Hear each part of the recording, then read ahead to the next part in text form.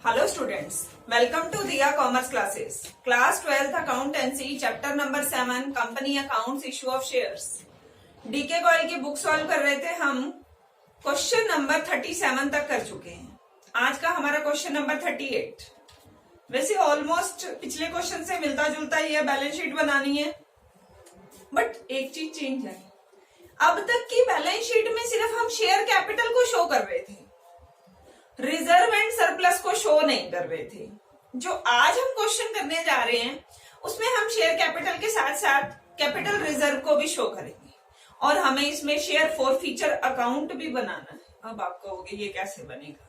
हमें share for feature की general entry करनी आती है, वो एंट्री करके ही हम 1 मिनट में अकाउंट बना लेंगे, कुछ भी मुश्किल नहीं है।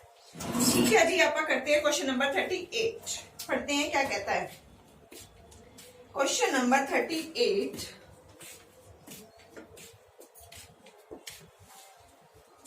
Surya Tubes Limited issued 20,000 shares of ₹100 each। हमें पता है हमें बैलेंस शीट बनानी है, नोट्स टू अकाउंट्स बनाना है, शेयर फॉर फीचर अकाउंट बनाना है। तो सबसे पहले हम इनको ड्रॉ कर लेते हैं।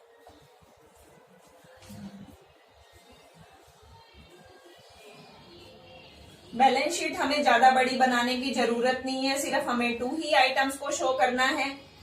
Balance sheet of Surya limited, date भी लिख लेना जो हमें गिवन हो एज ऑन, जिस डेट पे बन रहा है हमारे पास। यहाँ पे हम करंट ईयर अमाउंट लिखते हैं, यहाँ पे हम प्रीवियस ईयर अमाउंट लिखते हैं, यहाँ पे हम नोट नंबर लिखते हैं और सबसे पहला हमारा आता है इक्विटी एंड लायबिलिटी। इसमें हमने एक तो लिखना है शेयर होल्डर फंड और दूसरा हमें क्या लिखना है, रिजर्व एंड सरप्लस।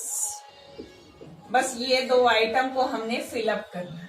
फिलअप करने के लिए हमें क्या बनाना पड़ेगा, नोट्स टू अकाउंट्स। ये हम पहले बना चुके हैं, बस एक छोटा सा चेंज आया, वो भी बना लेते हैं। ये हो गया हमारे पास नोट्स टू अकाउंट्स।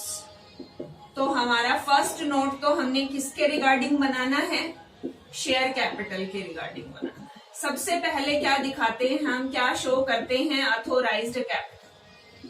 ठीक है जी, कर देते हैं अथोराइज्ड कैपिटल को शो। कितनी बता रखी है, 20,000 शेयर्स हैं, 100 का शेयर है, तो हमारे पास कितना आ गया, 20 लाख। क्लोज कर दे इसको। ठीक है जी, आगे चले क्या कहता है।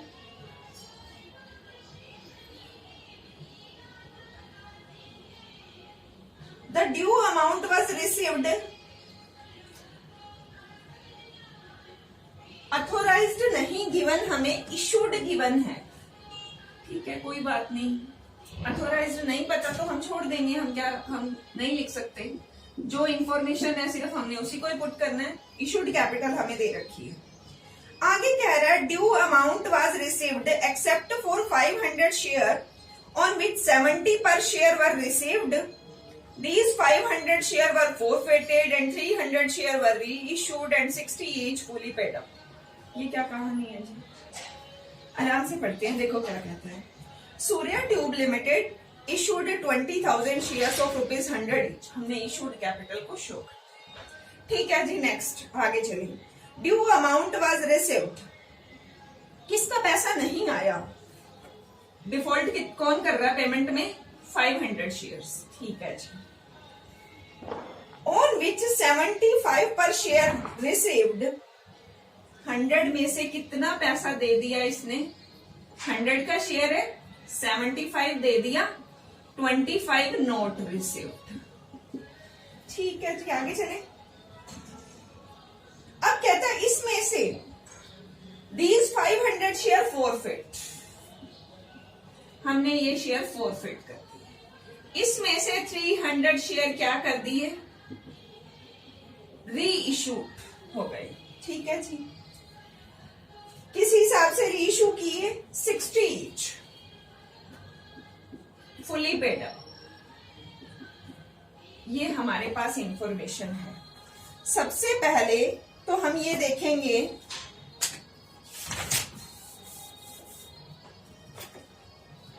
20,000 शेयर्स थे, उसमें से सबसे पहले यहाँ कहानी देखें। 20,000 शेयर में से डिफॉल्ट कितने शेयर पे हो रहा है? 500। 500 के 500 फॉरफिट हो गए, माइनस कर दें यहां से। ठीक है जी, कर दिए। कितना बन गया? 1900 500, बट 300 तो री इशू भी हो गए। तो अभी हमारे पास कितने शेयर हैं? 19,800। ठीक है जी। सब्सक्राइब्ड एंड पेड अप में हम कितना लेंगे? 19,800 शेयर। एक बार इसको मैं रब कर देती हूँ, नहीं तो आप कंफ्यूज हो जाओगे।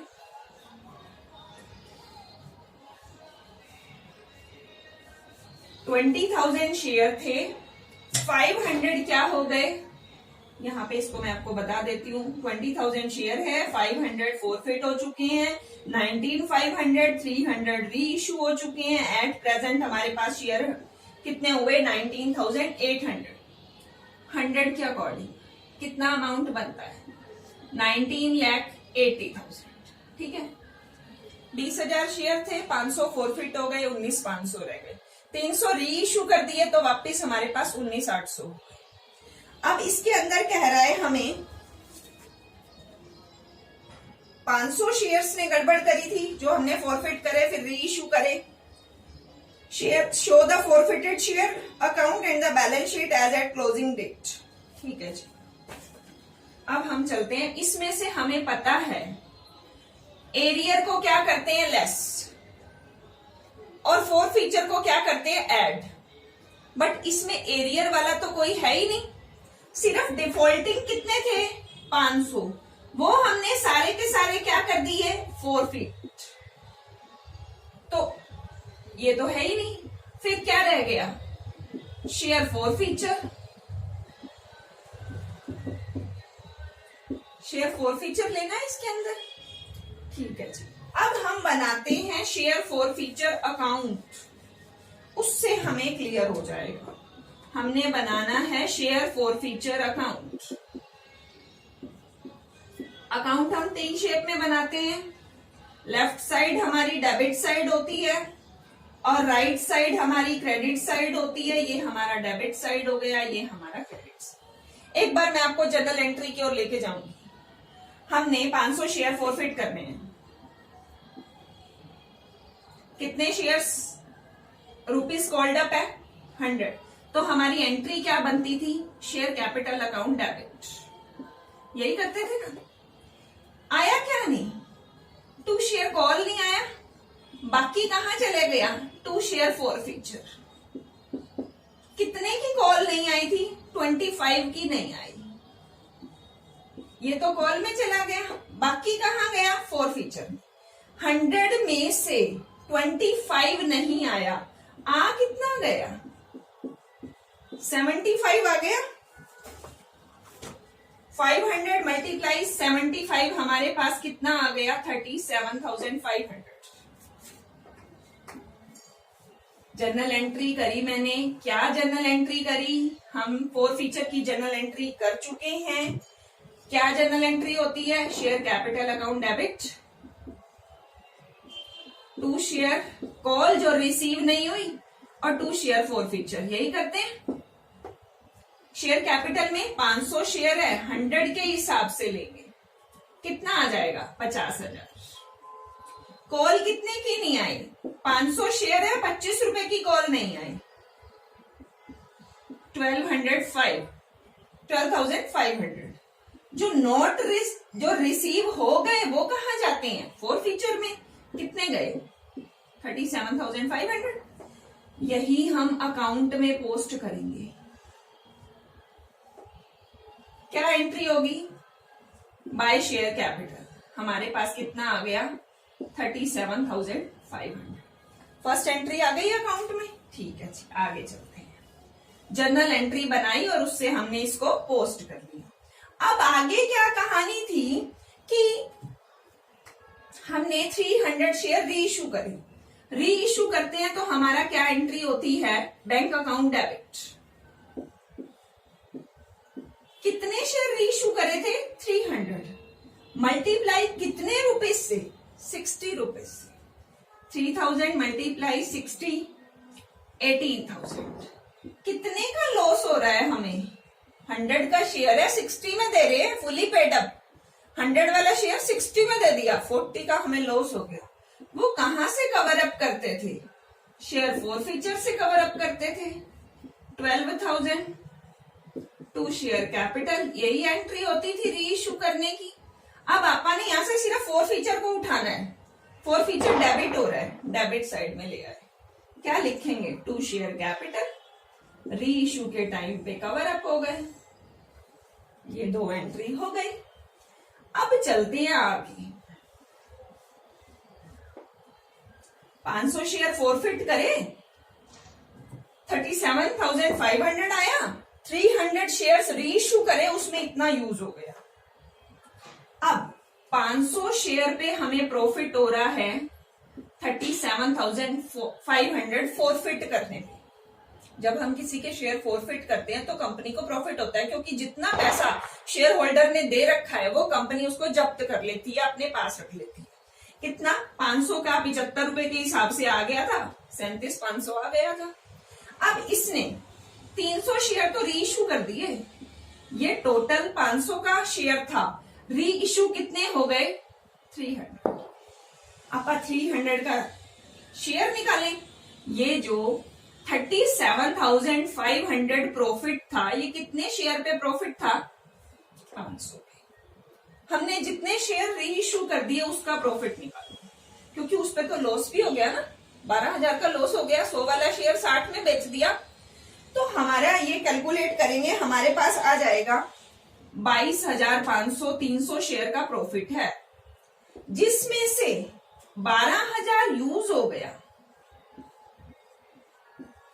कितना बचा? 10,500। ये क्या करते थे? जो शेयर फॉरफिट होके री इश्यू हो गए, उसका जो बैलेंस बचता है वो हम कहां ट्रांसफर करते हैं? कैपिटल रिजर्व में। एंट्री क्या करते थे? Share forfeiture account debit to capital reserve.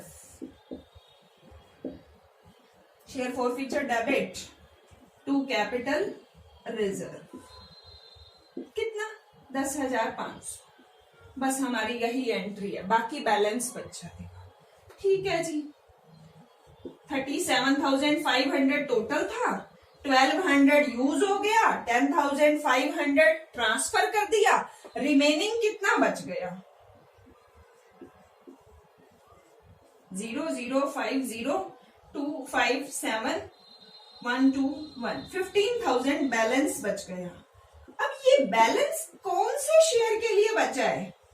200 share जो अभी री इश्यू नहीं हुए। यही तो शो करना है हमें यहां।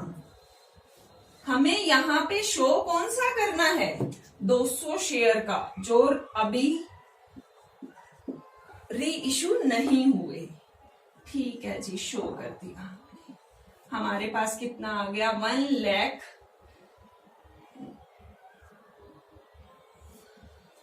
19,80,000 है, तो हमारे पास आ गया ये 19,90,000 95,000।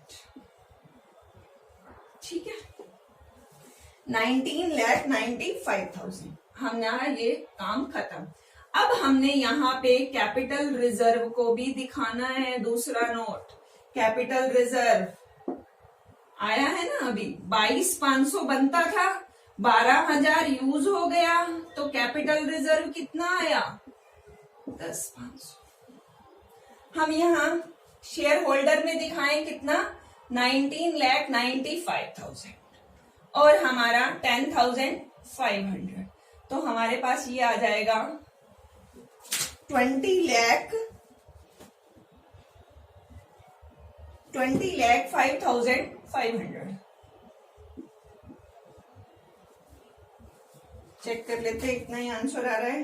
ठीक है जी, एक बार मैं आपको पूरी कहानी रिवाइज करा। 20,000 शेयर इशू करने हैं, 10 के अकॉर्डिंग 20 लाख आ गया। ठीक है जी, 20,000 शेयर्स में से 500 फॉरफिट हो गए। कितने बचे? 19,500। 300 री इशू भी हो गए।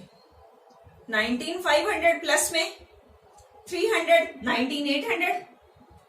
20,000 शेयर थे, 500 फॉरफिट हो गए, 19,500।